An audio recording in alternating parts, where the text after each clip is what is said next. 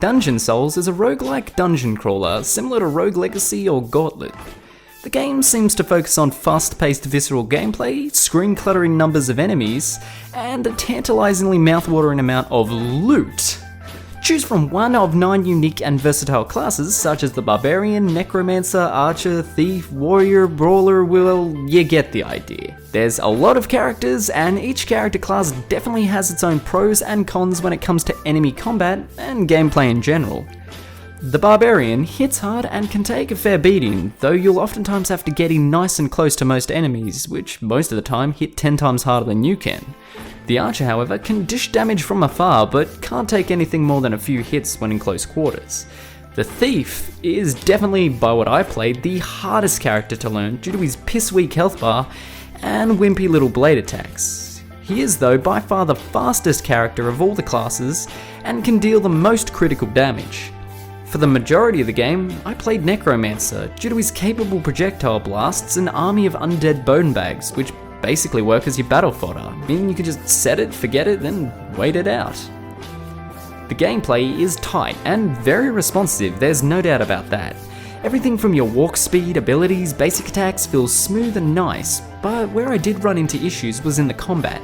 So like I mentioned before, the screen becomes cluttered with roving droves of enemy characters, but most of the time, with all the enemies running around and shooting projectiles all at once, it makes knowing what the hell is going on very difficult, and often results in me getting killed by either a glittery pixelated projectile, or a big f***-off boulder.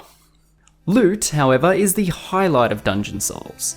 From magnets that soak up coins to armor that soaks up damage, the loot is the best and most rewarding part of the game. From your enemy drops, chests, bosses, and shopkeeps, it's always randomized and means you can pick up things that either do little damage buffs, or weapons of medieval mass destruction. Besides loot, I'd say that a real highlight to Dungeon Souls would be the bosses. They're big and straight up death with a health bar.